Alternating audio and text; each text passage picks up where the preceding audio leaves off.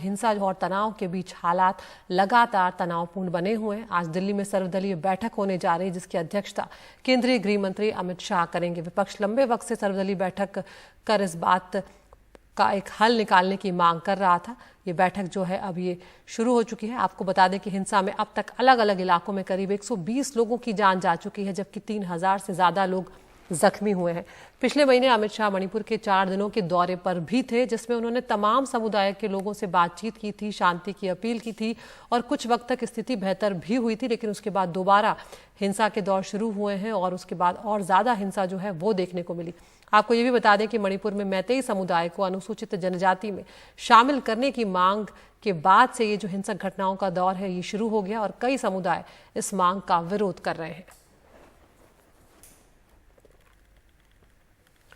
हमारे साथ हमारी वरिष्ठ सहयोगी नीता शर्मा जुड़ गई हैं। नीता, ये मुद्दा लगातार देश में चिंता का विषय बना हुआ है और ये सर्वदलीय बैठक जो है ये बहुत ज्यादा मायने रखती है, क्योंकि कई तरह की दिक्कतें हैं मणिपुर में जिनको एड्रेस किया जाना इस वक्त बेहद जरूरी है, क्योंकि खुद मुख्यमंत्री जो है उनकी स्वीकार्यता जो है वो भी वहां पर घटी है, जो अपने आप में एक बहुत गंभीर बात है।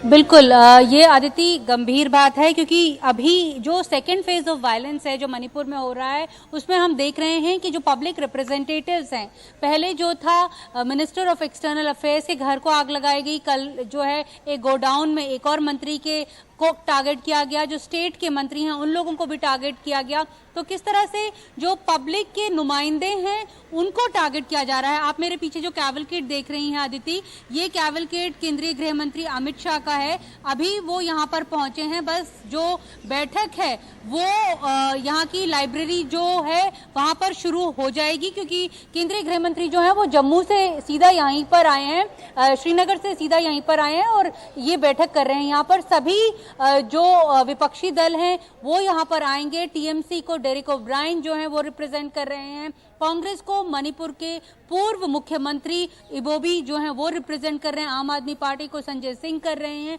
तो अलग अलग दलों से अलग अलग नेता जो हैं वो यहाँ पर आ रहे हैं। मणिपुर हिंसा को जैसा कि आप बता रही थी 53 दिन हो चुके हैं आदिति, 120 से ज्यादा लोग जो हैं वो मारे गए हैं और 70,000 लोग जो हैं वो डिस्प्लेस हुए हैं। ये बहुत बड़ी एक संख्या है। इसके ऊपर जो सबसे गंभीर बात है कि जैसा आप बोल रही थी कि वहां के मुख्यमंत्री की जो क्रेडिबिलिटी है उसे लेकर जो है वो दोनों ही समुदाय जो हैं वो सवाल उठा रहे हैं। खुद बीजेपी के वहां के जो एमएलएज हैं उन्होंने प्रधानमंत्री को चिट्ठी लिखी थी कि वो नहीं चाहते हैं कि वो जो वहां के मुख्यमंत्री हैं वो कंटिन्यू करें।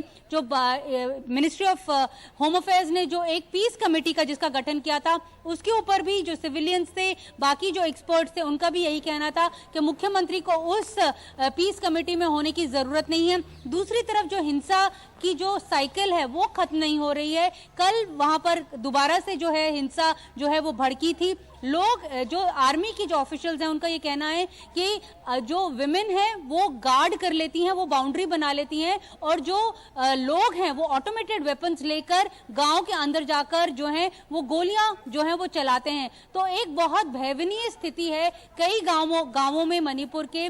जहां तक हथियारों का सवाल है, तकरीबन 5000 के आसपास जो वेपन्स हैं वो लूट हुए थे जब ये हिंसा स्टार्ट हुई थी मई 3 को। जब मैंने सीनियर ऑफिसर से बात की तो उनका कहना है कि अभी लगभग 1100 के आसपास जो वेपन्स हैं वो ही रिकवर हुए हैं। सबसे चिंताजनक बात ये भी है कि वहां पे लोगों ने बंकर्स बनाए हुए हैं कि वो किस तरह से सिक्योरिटी फोर्सेस के क्या जो है वो सामना करें। बिल्कुल, हाईवेज को लेकर जो है वो चिंता जताई जा रही है। जो नेशनल हाईवे 2 है, जो लाइफलाइन बताया जाता है नॉर्थ ईस्ट की, उसकी कई जगह वहां पर बंकर्स बनाए गए हैं जो एक फ्री मूवमेंट ऑफ व्हीकल्स है उसको ऑब्स्ट्रक्ट करने के लिए सेना लगातार जो है वो कार्रवाई कर रही है। 147 कॉलम्स जो हैं वो वहां पे डिप्यूट किए गए हैं, जिसमें से 80 आर्मी के हैं, बाकी असम राइफल के हैं। सेंट्रल आर्म्ड पैरामिलिट्री फोर्स भी वहां पर है। लेकिन बावजूद इसके जो हिंसा की एक जो साइकिल है वो अभी थम नहीं रही है, जिसके चलते आज जो है ये ऑल पार्टी मीटिंग जो है वो केंद्रीय गृह मंत्री ने पार्लियामेंट में बुलाई है। बिल्कुल नीता, जिस तरह से आप बयां कर रही हैं, भयावह स्थिति है मणिपुर में और ये कई दशकों के बाद इस तरह की स्थिति देखने को मिल रही है, जब हजारों लोग विस्थापित वहां पर हो गए हैं, कई लोगों की जान चली गई है, सैकड़ों घायल और अभी भी हिंसा का दौर जो है वो थम नहीं रहा है। ऐसे में नीता अब नहीं तो फिर कब ये सवाल उठेगा कि राष्ट्रपति शासन लगाने की और क्या कंडीशन होती है? यूं तो राजनीतिक पार्टियां जो है वो अपने पॉलिटिकल फायदे के लिए अक्सर हम देखते हैं कि राष्ट्रपति शासन आसन लगाने की बात करती है, एक दूसरे पर आरोप प्रत्यारोप पर। ये स्थिति जो है वो वाकई में कहा जाएगा कि आइडियल स्थिति है इस वक्त।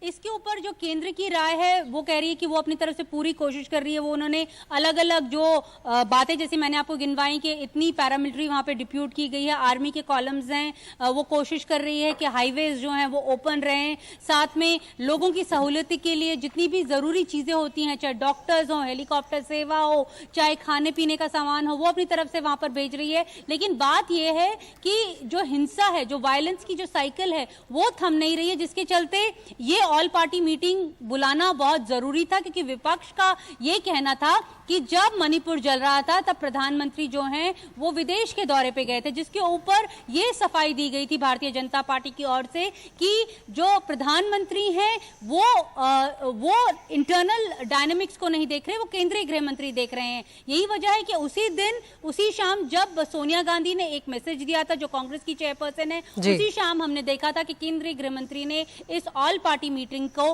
बुलाया था।